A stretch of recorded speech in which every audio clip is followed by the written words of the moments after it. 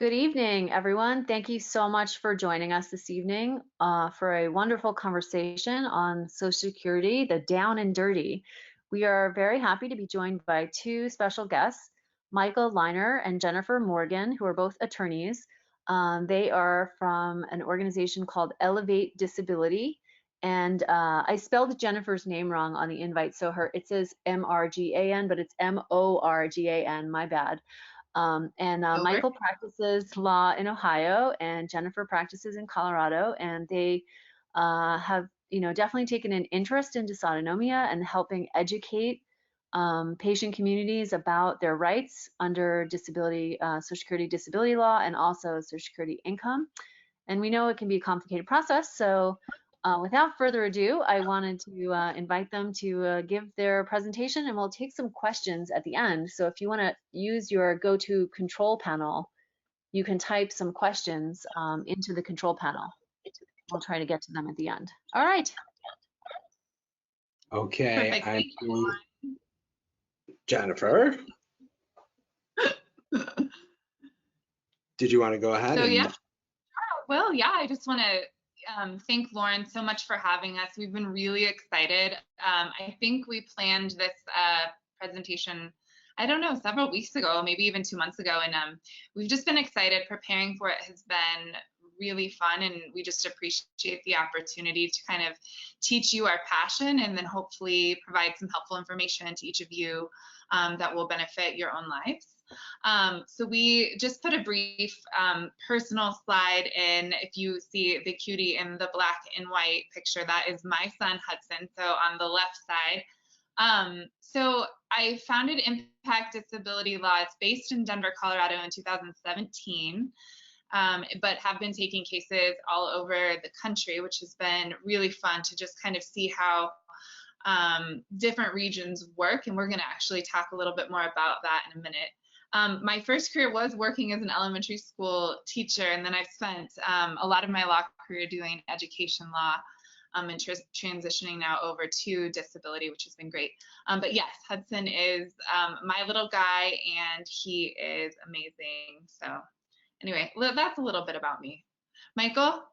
Yes, and thank you all for joining us tonight. We're so pleased to be able to be here with you. And my name is Michael Leiner. I am also a disability attorney. It's 100% of my practice. It's actually the only type of law I've ever practiced. It's the only type of law I ever want to practice. And I hope to share some of that passion with everybody watching tonight. I started my own law firm in 2013. I hadn't been a lawyer for very long when I decided I want to do this my way. And so I started a disability practice about 1.5 years out of law school in 2013. That's all we do. We are located, we have offices throughout Ohio, but all we focus on is helping people with disability. My story is a little bit unique because the reason why I have such a passion for this work is that I myself live with disabilities and went to a special school for children that have learning disorders and behavior issues, which I was actually expelled from. But I know what it's like to be labeled as different by society, and I am really encouraged and excited to be able to wake up every day and help people who are going through health issues that maybe their medications don't work as well as mine do. But I am really blessed to be able to share my passion with you. And my two children are also on this slide, Eliana holding our new puppy Brody, and then my son Dylan. So that's just a little bit about us. And I'm going to move on to the next slide. Jen, do you want to tell them what we're going to learn today? Sure. I think we're really passionate about this topic, and so when we were designing this presentation for you, we really feel like it's important to kind of give you the down and the dirty. There's a lot of misinformation about Social Security disability, and it's my passion, and I know Michael's as well, to use the knowledge that we've gained from practicing this type of law to help people who are applying, thinking about applying, seeking benefits, maybe even dispel some of the myths that are circulating out there And so we are going to give you kind of I wouldn't even say it's a high level overview, but we want to give you what we believe to be the most important that can then be a jumping off point if you have other questions. I saw some questions come through from the audience already that are excellent. We hope to cover some of those in our presentation that kind of outlines the outcomes on the slide. But we want to give you basically the fundamental definition of what is Social Security disability. Within that, we'll talk about the two different programs, SSI, SSD. And then we really want to touch on what we believe to be the keys to a successful disability claim, which, you know, some you might realize and some we hope to help you as you are preparing, or maybe you might be in the middle of one, just to give you a few things that might help, you know, push your case to an approval. And then one thing that we really wanted to highlight is, you know, if you're going to hire a disability attorney, what are some things to think about? What are some things to know beforehand, questions to ask, kind of speaking the language? Anything to add to that, Michael? No, I'm just excited to move along through here, and I think that's a great summary for what we're going to talk about tonight. So let me, without any further ado, what is Social Security disability? And I'm going to answer that question.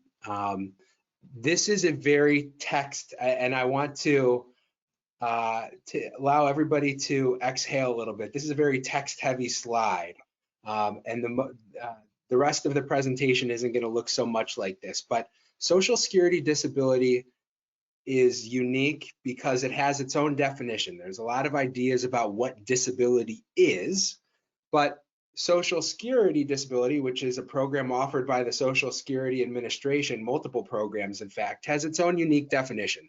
And because that's the focus of what we're talking about tonight, I want to make sure that people understand what it means, what the statutory definition is, so that when they're applying for disability or receiving disability, they know what that standard is that we're trying to prove every day. And it's a kind of a multi-tiered definition. You know, Social Security disability, it's a government benefit for individuals who are unable to engage in any substantial gainful activity. Okay, that by itself is its own unique and kind of heavy concept. Let me explain what substantial gainful activity is.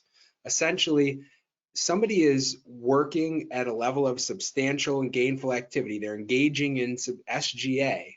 If they are working and earning more than $1,260 a month, that's the number for this year, 2020. It changes a little bit every year. Last year it was $1,220, $1,220. But it doesn't matter how many hours of work you do in a month or in a week.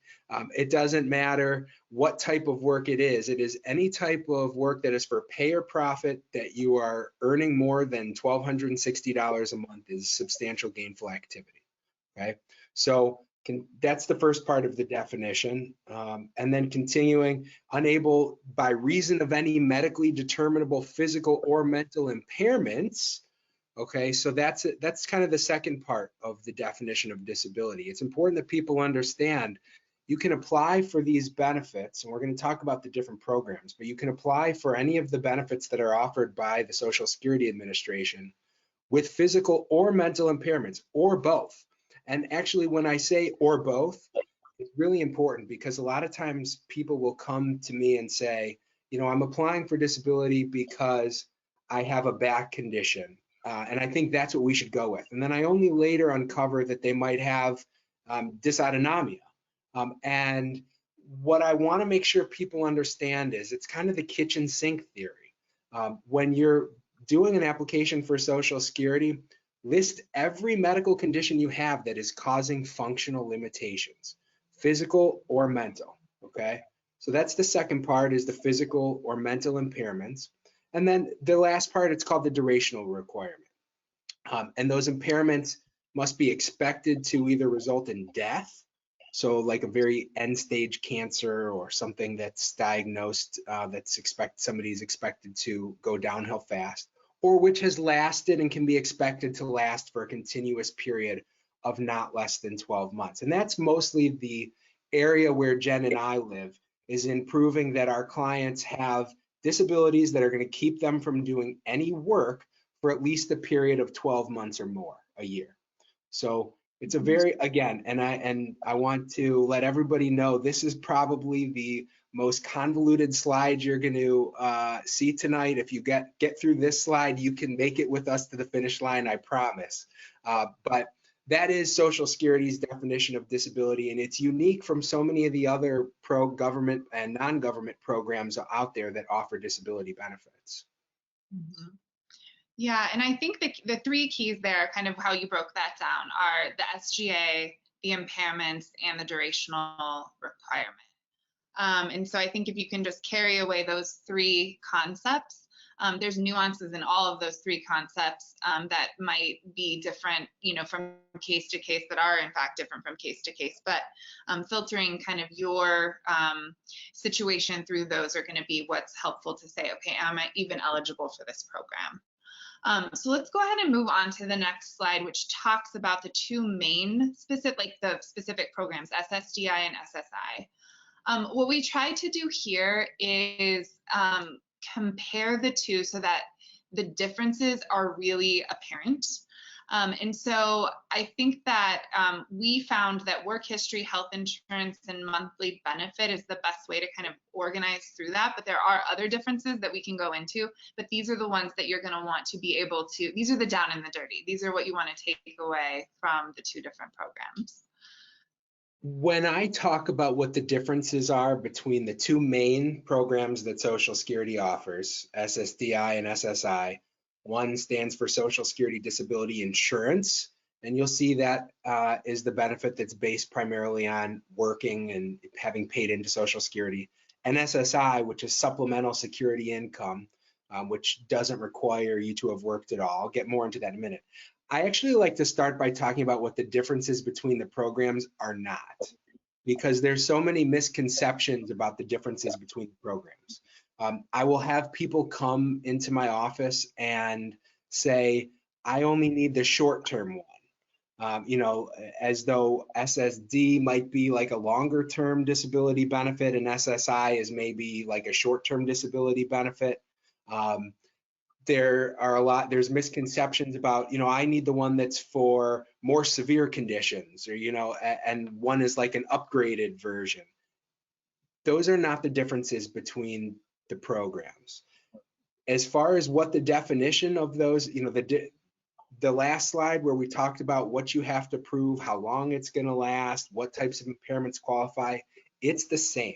Whether I'm working with a client who's applying for SSDI, SSI, or both, I'm going into the case looking to demonstrate the same thing to the judge in most circumstances. And there's always going to be exceptions, and unless you guys want to enroll in maybe a 10-hour webinar, we can't talk about all the exceptions. So we're going to have to speak in some generalities tonight. But it's important that we talk about what the differences are not. So I wanted to set that straight. But just to kind of talk about what the differences are, as I already talked about, the big one is, and this is the best way that I always try and explain to people, the two programs. SSDI is the benefit that's for people who have worked and paid into Social Security. And I have to really put an underline and put a big bold around the word "and," because there's a lot of people who have worked, but maybe they were paying into a state pension program, like in Ohio, our teachers, policemen, firefighters. They don't pay into Social Security. They have their own retirement trust, their own disability trust that's separate from Social Security.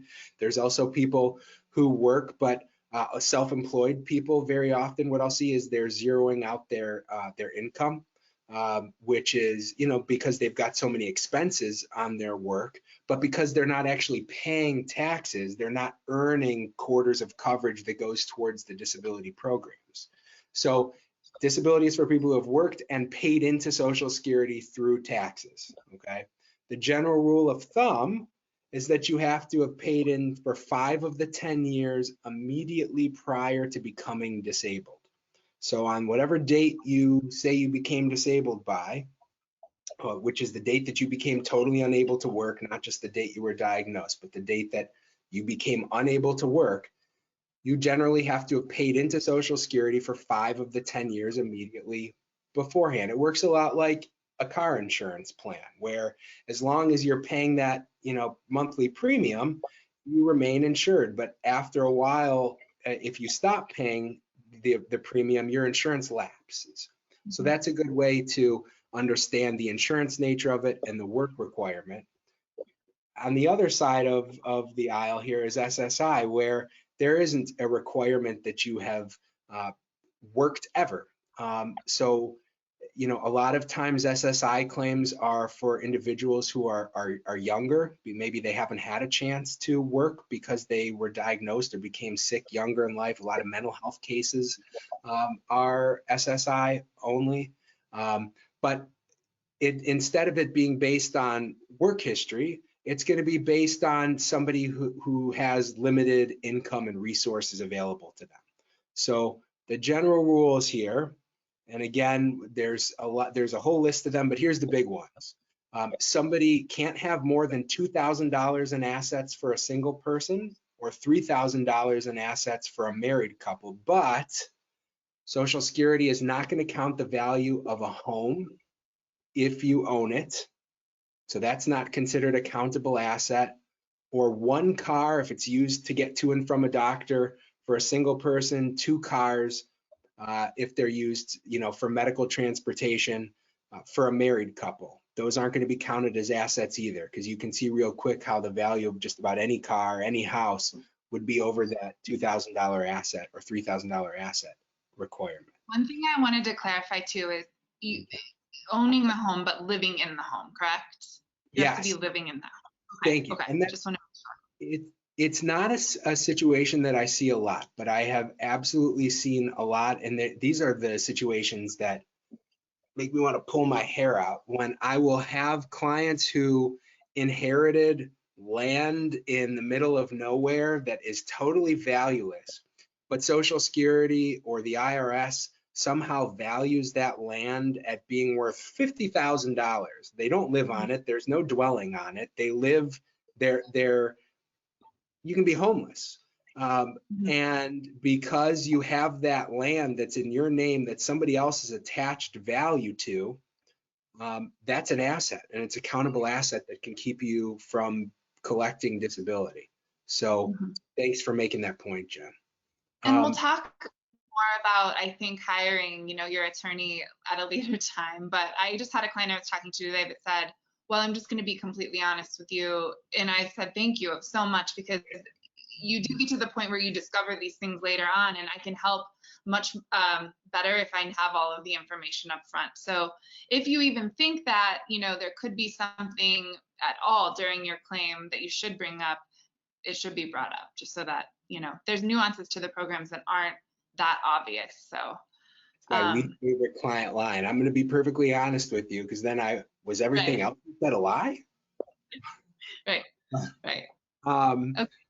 So to keep going forward with the differences between the two programs, a big difference is in the health insurance that comes with it. All disability benefits entitle the recipient to receive health insurance, but it's different.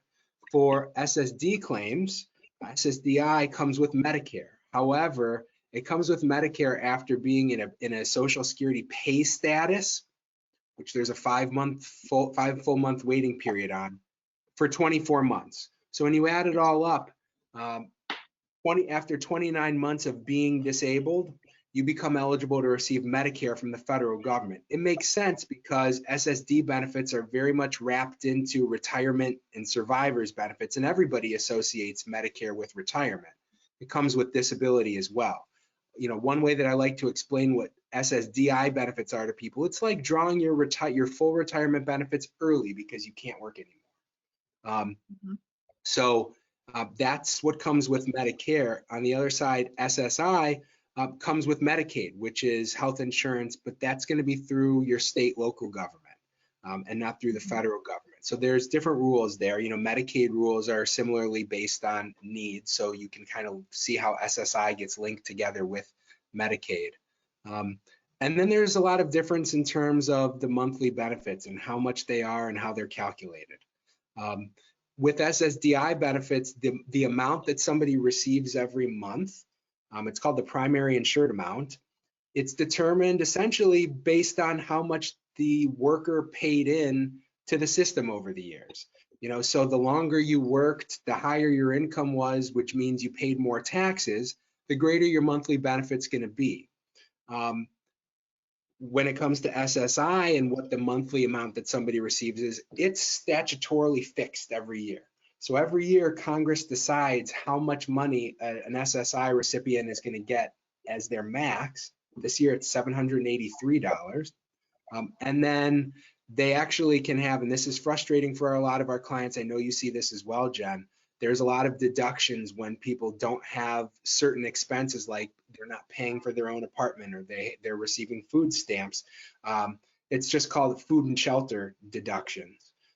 And Social Security does that again because they consider it to be a need-based benefit. And if somebody is receiving assistance from somewhere else, you know, they're not paying rent because they're living with somebody else that's paying their rent, or they're getting food stamps from the local government, so they don't have to buy as much food with SSI money.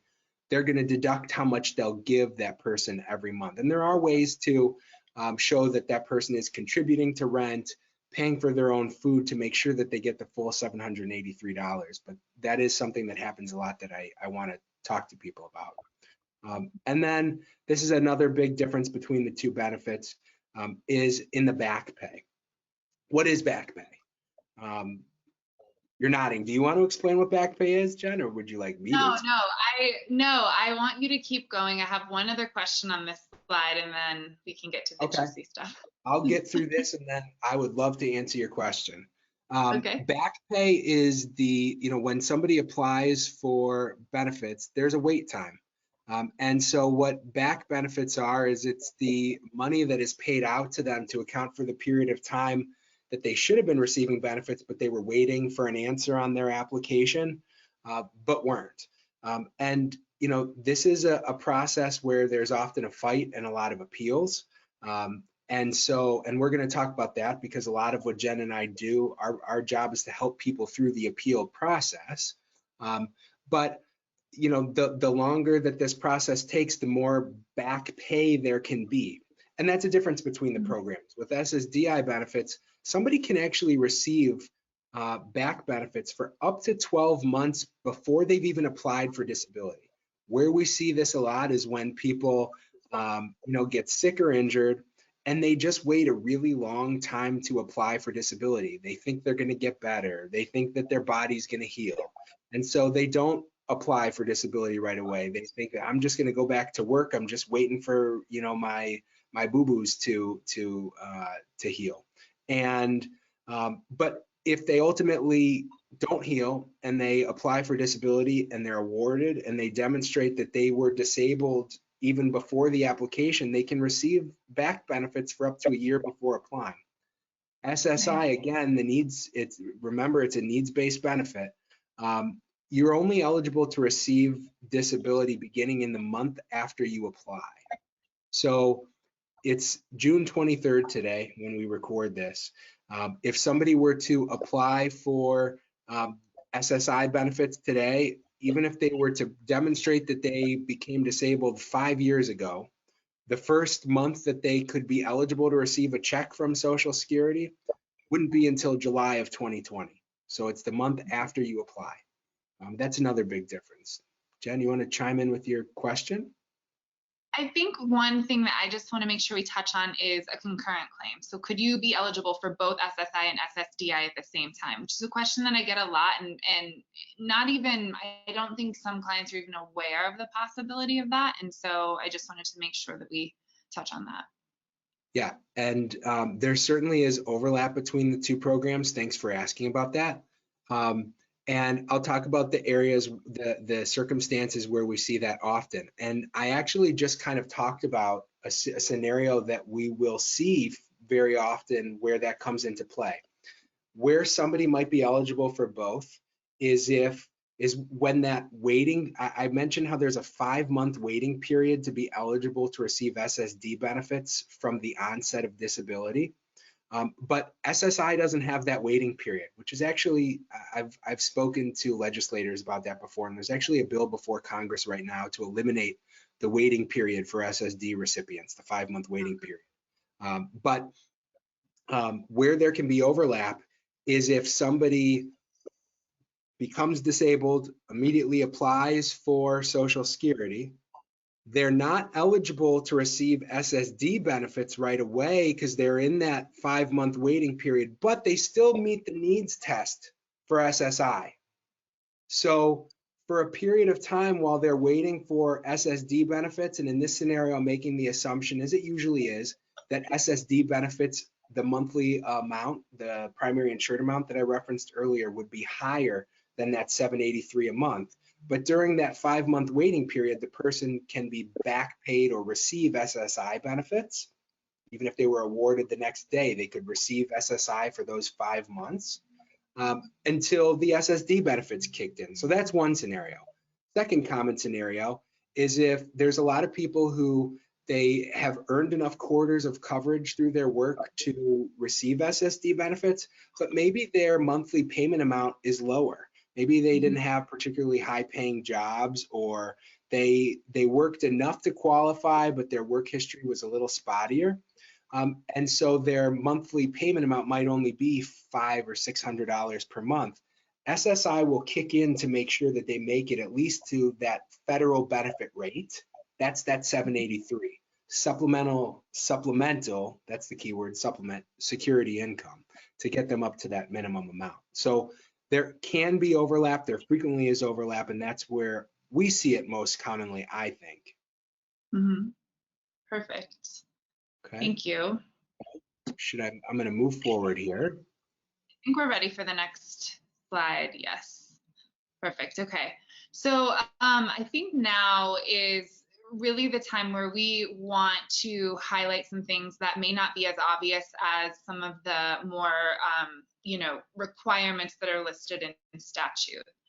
And I think that, our audience tonight too, you're used to going to your providers, you're used to going to see the doctor, and what are some tips that we give our clients when you are, visiting your healthcare provider and as you're kind of preparing or in the middle of your claim. So we really pick, and I know this looks like a brief slide, but we're extremely thoughtful about these 6. We could probably add, 1 or 2 more, but we really believe that these are the 6 that are most helpful to you based on what we've seen. The first one is this positive patient-provider relationship. And obviously, we need to be able to have medical evidence to show the judge and to show Social Security that shows that your diagnosis or your impairments, whatever is going on with you medically, are preventing you from working full time. And I think that, we see when people have these established relationships with their doctors that are knowledgeable doctors, which I know can sometimes be, a struggle if there's a misdiagnosis or someone isn't getting the right type of care or treatment. So, but being able to go to a doctor that you trust, really share what is going on, and communicating that to your doctor on a consistent basis, so that we see that you see them monthly or every other month for whatever type of provider that may be. Also, we rely on some paperwork that is filled out, and I always like to say, who's the doctor that knows you best, and who's the doctor that's going to advocate for you? Who has been with you for the last, several years that can speak to, what your ability is on certain things. If it's physical, how long you can stand for, how long you can walk for. If a judge sees that you've been seeing this provider for a long time, I find the judges will say, okay, that's a more persuasive piece of evidence than if you might have only been treating for, 6 months. It's still not bad. We've still seen, helpful paperwork from a doctor that you've seen for 6 months, but obviously it's strong if someone has seen you for a long time. But just keeping that positive relationship with your providers, and someone who, there are doctors we've found that won't even complete paperwork for disability. I certainly understand that. I have friends that are doctors. I get why, but I think that if somebody is really wanting to help you get better, they would be able to kind of help provide that via a form or a narrative or some type of form to help communicate that to the judge. And I think that rolls kind of into this daily limitations to provider. And I do want to pass that on to you, Michael, because we've talked a lot about this. And I'll just say one quick word and then I'll pass it on to you if I miss something. But so many times, I will even go to the doctor and I will forget, to say something or to give, a specific instance about, why I'm there or whatever. And I think when you're going, the doctor will say, okay, how are you feeling today? And it might be a good day for you. You might be, I feel great.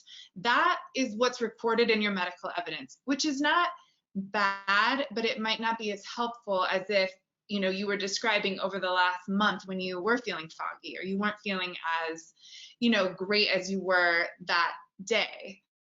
And so I think being able to speak to your doctor about how you felt over the period of time since you last saw them, rather than the day that you're actually physically, in the doctor. One thing I encourage my clients to do on this is keep a journal, keep notes in your phone if you use a smartphone, and even just a simple piece of paper, a notepad that you can just record, here are the things that I want to make sure I communicate with my provider, and being able to really tell them, how you are feeling and how that then affects, your day-to-day life, which I think is kind of what I want you to transition into, is about, how you're functioning.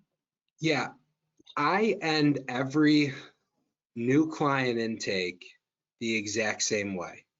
And it's with, I tell my clients, if you remember one thing that I told you today, please remember this. I want you to remember that people do not get approved for Social Security benefits because of what they call and tell me or one of my great staff members. They don't get approved for disability because of the way that they fill out forms. There's no secret wording that you can do that will lead to Social Security approving your case. We're going to talk about filling out paperwork in a second. It's not about showing up at your disability hearing if you end up getting denied a few times and having to appear before a judge and telling a great story under oath that captivates the room and makes them want to approve your claim. People get approved for disability because of what your medical records say. So every single time you have a doctor's visit, always speak to them about your functional limitations. Don't just talk about pain, or don't just talk about blackout episodes. Talk about how they are impacting you daily, what you can't do as a result of them, how frequently they're happening. The utility of medical records is that we need to take medical records to answer a vocational question, why somebody can't work. They're not two like things. So as much as you can communicate with your doctor in terms that sound quantitative or in ways that sound, have functional meaning to them, well, I black out, so I can't stand for long periods of time. I really have to limit, the positions that I'm in. I spend most of the day with my legs elevated above heart level, and I really need to spend about half of the workday or half of a typical day that way, just so I don't feel sick. Communicating that to your doctor, speaking functionally and not just talking in subjective terms, or just talking about a symptom without context, is so important to helping answer this disability question for Social Security. You can have an impact on your claim, but the communication with your doctors is what the key is. It's not in what you're telling me as your lawyer or what you're telling Social Security. My job is to take what's in the records and use my knowledge of these cases and the disability definition that we talked about to prove that what those records are really saying is that you can't work. But you can help me do that by speaking to your doctors in a certain way that I covered all along, which transitions into the paperwork that I was talking about. And there's certain forms that go into every claim.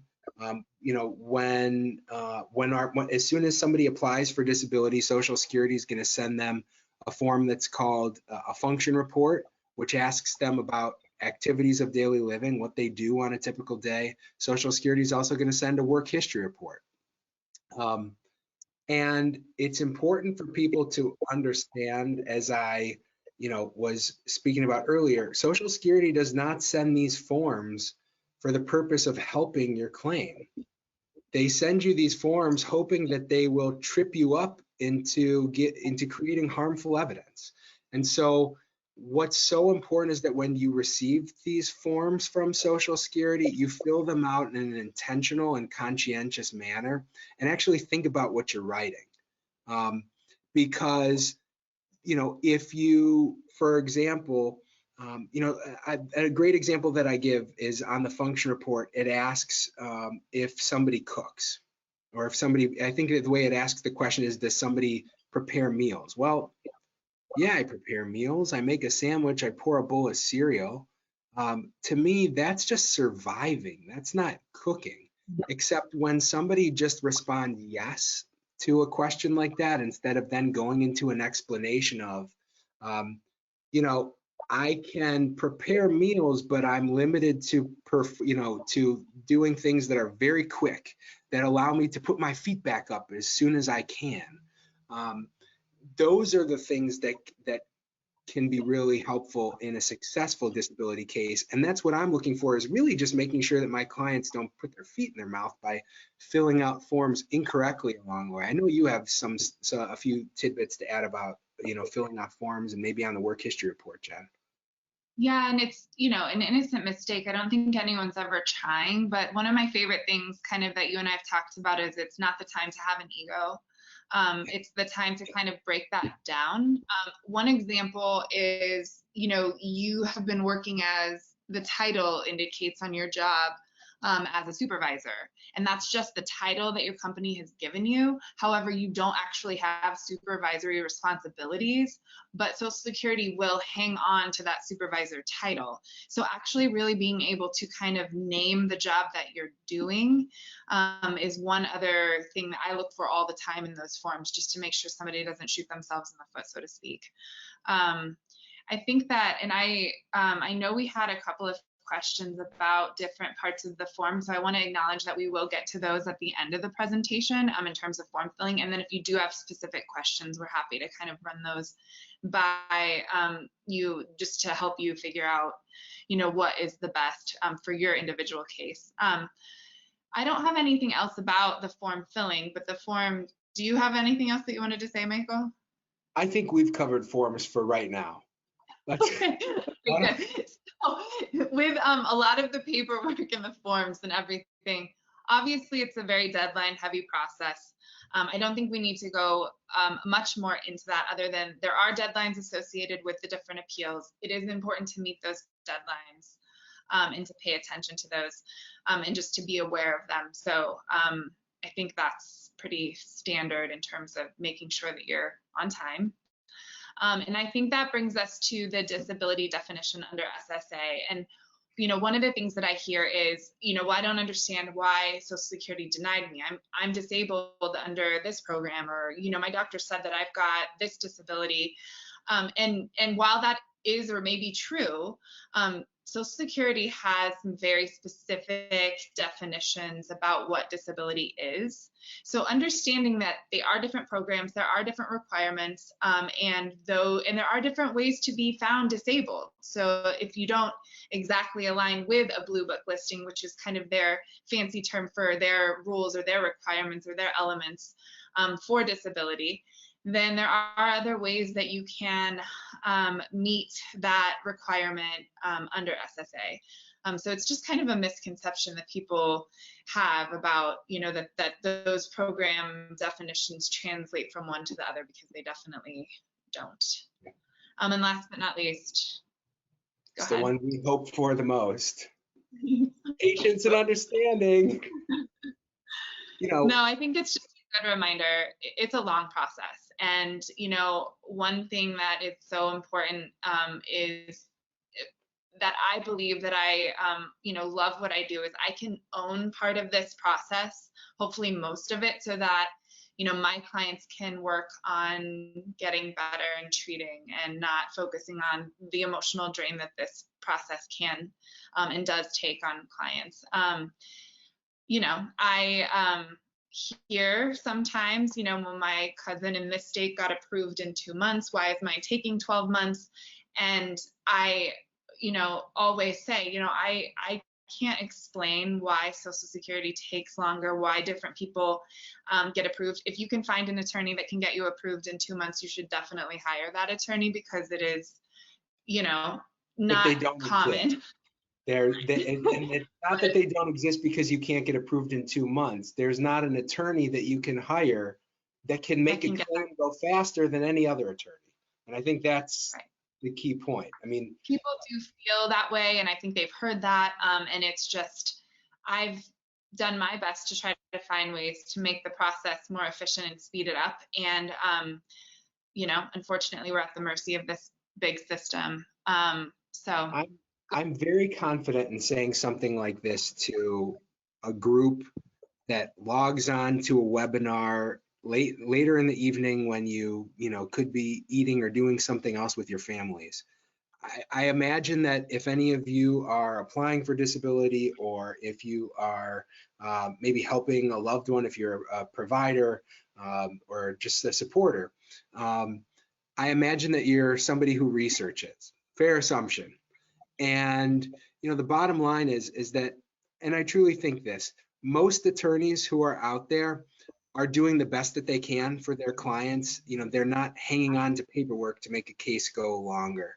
I know Jen and we're not advertisers. We don't professionally advertise or pay for billboards or TV ads. We get all of our clients by doing good work for other clients. And that's a great way to build a business. If you don't do good work for people, it's an easy way to lose a business. So we have an obligation to our clients to really have their best interest in heart. And I think that's most attorneys who do this work. You can't do Social Security disability law without a heart and without really wanting to help people. That's not to say there aren't a few people that don't, but for the most part, I think that you can enter this process if you hire an attorney knowing that they're probably somebody who is going to do everything that they can to help you. Your interests are aligned together. And I'm going to move over to the next slide, which talks maybe even a little bit more about that. And we can kind of talk about the process of hiring an attorney or working with an attorney. I know. Yeah, I just want to spend a couple of minutes on this, because I do want to open it up for questions if people have them. And I know that if you have access to the submitted questions, Michael, already, we can cover some of those. But I think that the important thing about this is such a personal process. And I tell people who I'm talking to that haven't hired an attorney yet, you are going over some very personal things at a time in your life where you're vulnerable for medical and or financial reasons.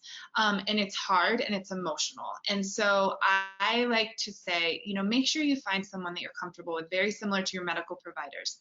Someone who is going to take care of you, they're going to listen, your staff is in the same boat.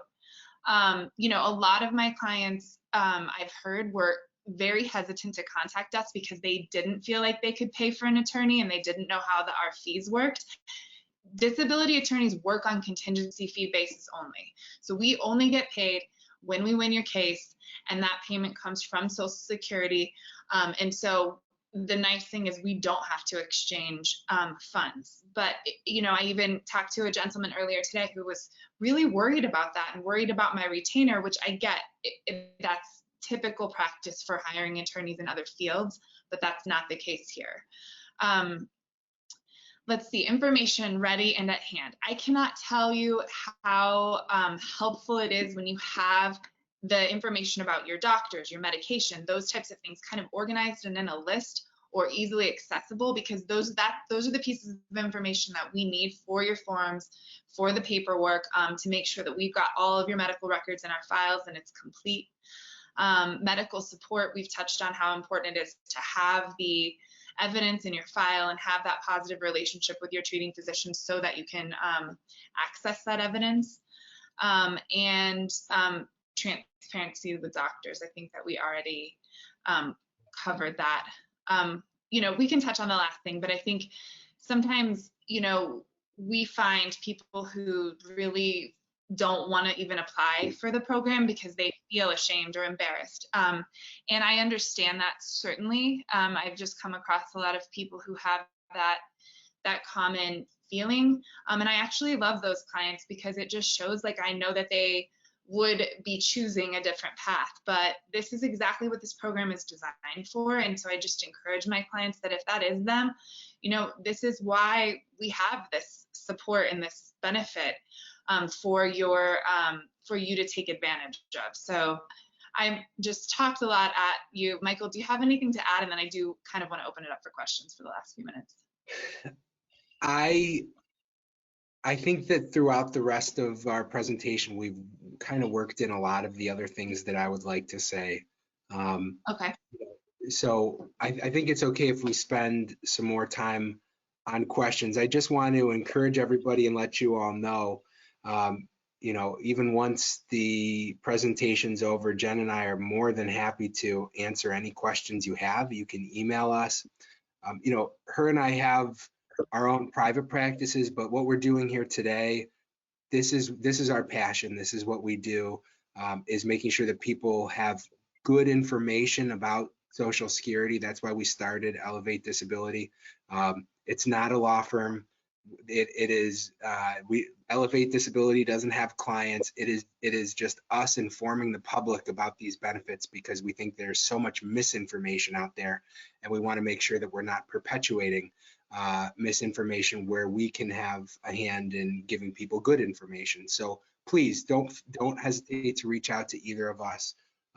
We're both available and happy to talk to you and help you about anything. So why don't you want to take some questions?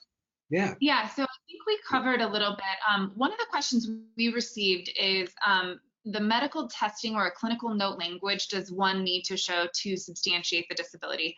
I think we can go a little bit deeper into that question.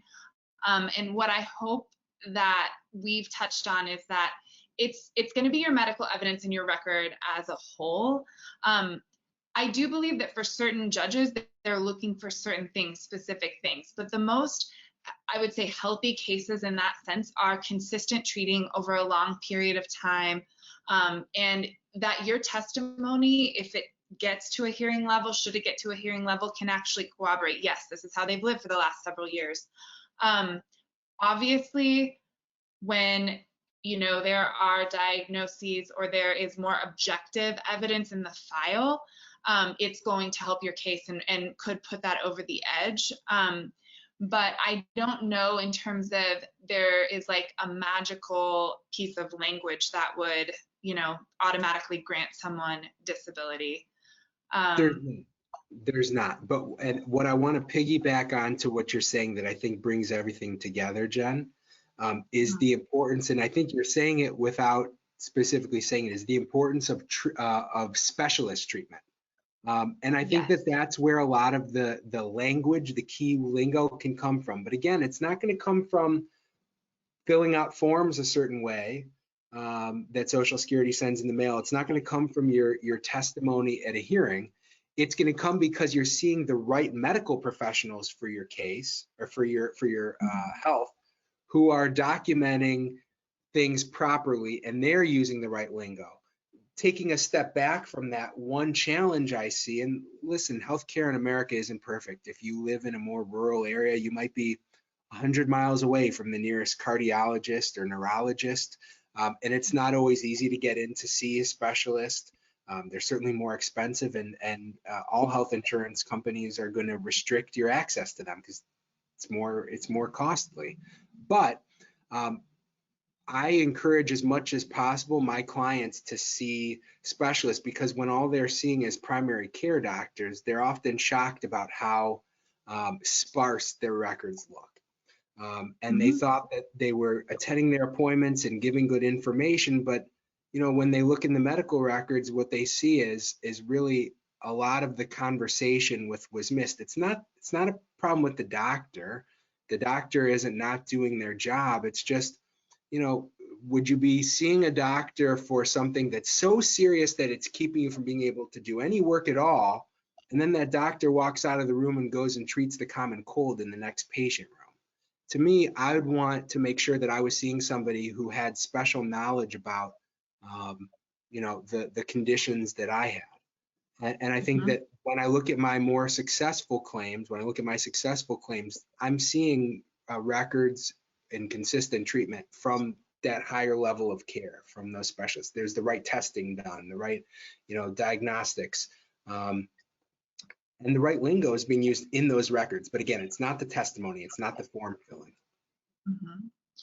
And I think that, to align with that, or to kind of go along with that question that I thought was a really good question, was turning to the Blue Book listings. So, and this is complicated because, there is this list of requirements, and it's much more straightforward if there's something like a spine injury, or if you have, the right type of cancer diagnosis, they list it out exactly. And if your medical records align with that, I would say, dysautonomia is not that is harder in this instance with the Blue Book listings. So do you have a specific one that you would point to or that you would try? Would it be very case specific in that sense? Cardiac arrhythmia is where I look a lot of times. And so there's many different ways you can prove a case. A lot of times what I'll look at are more the symptoms that go along with dysautonomic conditions. So there's a listing for epilepsy, which is sometimes the closest thing you're going to find in there to the blackout spells or fainting, the syncopal episodes that are common.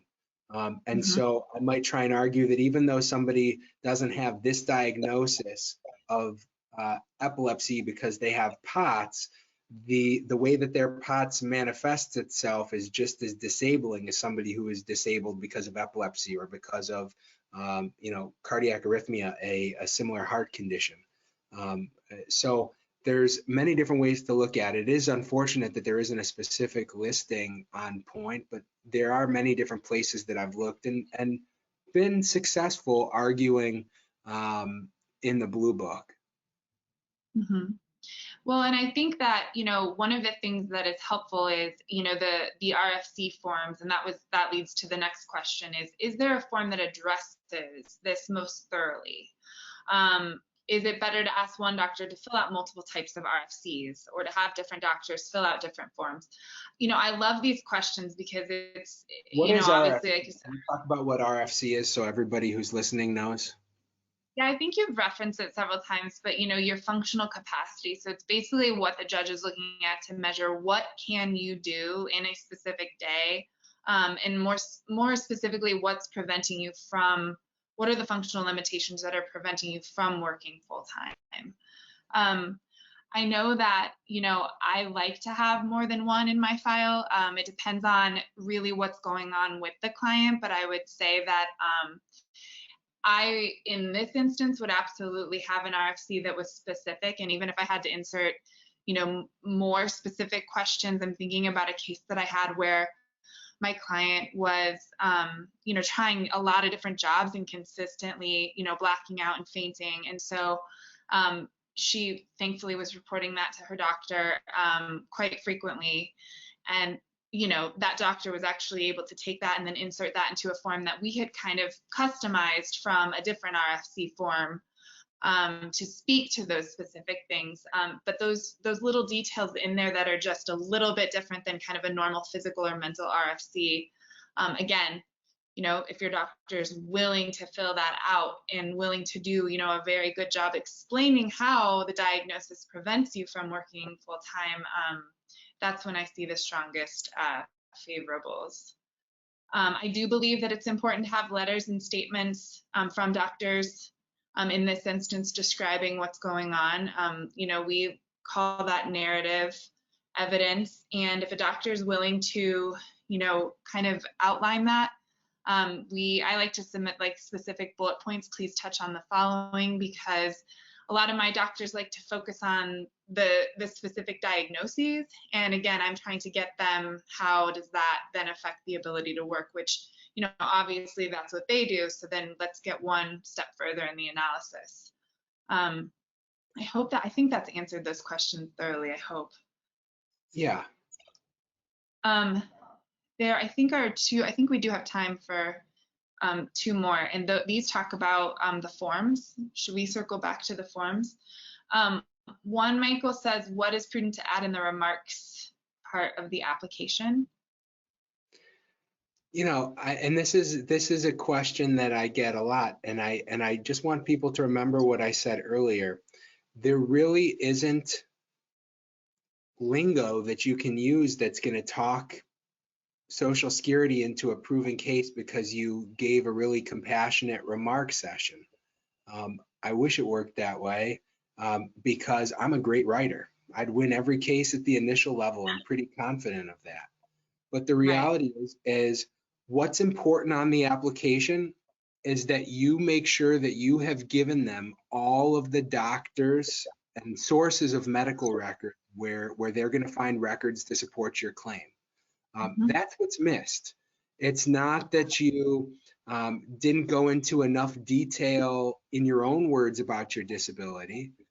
If you didn't go into enough detail about your disability with your doctor, that's a big problem. But doing it in the remark session, I don't see that making a difference in these cases. I've never seen a judge say, counsel, can we turn to the remark section section from the applicant's or from your client's application? I wish they cared. They don't. They are going to approve claims based on what your medical records say. So focus your attention on communicating with your providers at your appointments and making those records strong. And so would you have the same answer then for the section on why can't you work? Would that be the same answer for that form? Pretty generic. I think that it's important that you give thorough enough answers that you don't talk yourself into explaining why you can work, which I see paperwork filled out by people all the time where I'm like, oh my gosh, like this there, it was almost like they were filling out an application for a job, not an application for disability. They were almost boasting about what they can do. That they'll use against you. That's not helpful. But I don't think that the applications are going to be, or the forms that get filled out later on are used to help claims. I think they're used to deny claims. And I know that that's such a pessimist view, but no, I think it's reality. But I think if you had an instance where, one of my clients who continued to have, the fainting and blackout spells at work, when I work, I'm continuously fainting or something, would that be, generic enough to be helpful, but not, hurtful in that instance? I mean, is that okay to put on that form? It's certainly fine. Anything is fine to put in the forms. My focus every day is on pulling out of the record evidence that's going to support a successful claim. And when I'm looking at when I'm going through my files from beginning to end, which includes paperwork completed by my clients, if they were my client at the time, usually it's with the help of my office, or it's medical records, I'm going through the forms that were filled out by the client, hoping I don't find anything that's going to hurt them. And when I go through the medical records, I'm looking for anything that I can to help them, because that's, again, just the reality of these of the process. It is about what is documented by the professionals that Social Security is going to rely on. A similar thing is, people will say, well, I've got 10 people that can write letters that support my case. Yeah. I'll be honest, I still like having those, especially in borderline cases. I want as much evidence as I can get. But do I think a judge has ever approved a claim because somebody's mom said they were disabled? Or, probably not. I mean, now, can you have a family member or a friend fill out a detailed letter, or write a detailed letter where they say, you know, I've lost touch with this person because they've become reclusive because of the development of the symptoms that I've noticed. That can be pretty helpful. I love getting letters from employers, by the way. That's, to me, that's Yeah. because, again, we're answering a vocational question here. Whether somebody can work is not medical, it's vocational. So I want to know, well, did this person try working through their impairment, and what did that look like? And I think that letters from employers can be really helpful. But again, I'd be more interested in seeing their employee file that was documented while they were working than the letter from the employer generated at the time of their disability hearing.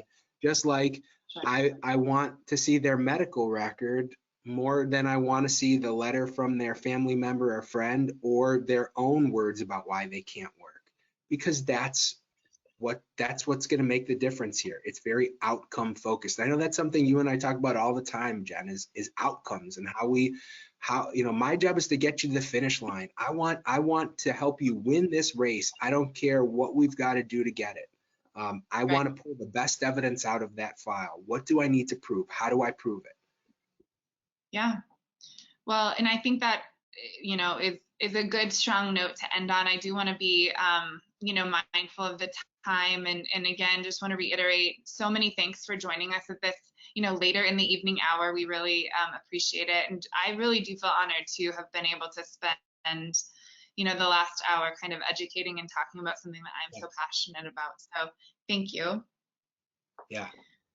And you know, I would just say the same thing. I really appreciate the opportunity to speak with you guys. We hope you invite us back if you found this interesting and helpful. But I just want to reiterate, don't be shy about reaching out to us with questions. We're both approachable. Jen's more fun to talk to than I am, but you know, we're both happy to talk and answer your questions and help you whatever we can. That's what this is for. Well, good luck. Thanks, everyone. Thank you, Lauren. Such a informative webinar. There's a lot of questions people typed into the control panel, so we can close out the webinar. But I'm going to try to copy as many of those questions as possible and kind of use them as maybe a template for a future webinar on this topic, maybe a little more in depth or focused. Anytime you guys want. Today was just an overview. Today was truly. Definitely, I have been chatting with Jennifer and Michael for a few months about this event, and they're super cool and friendly and really helpful. So I would encourage anyone that has questions to don't hesitate to reach out. I think I actually, before I was a dysautonomia activist, I was an attorney. I'm still an attorney. And I can tell when I meet an attorney who loves what they do.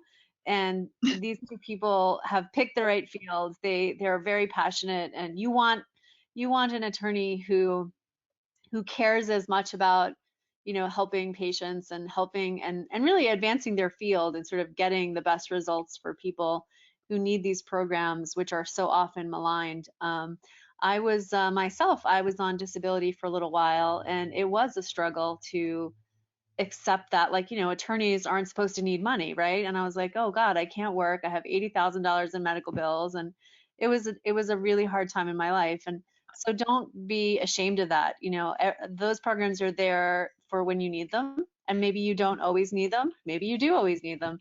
But there should be no judgment. You know, that's why the programs are there. So anyways, just wanted to close on that. Thank you so much for your time, and thanks for everyone joining us. This will be recorded, and we will send an email out to everybody who registered for the event, so you can get a copy of this video, and we'll also post it on our social media. Great. So have a good evening, and we'll see y'all soon on the internet.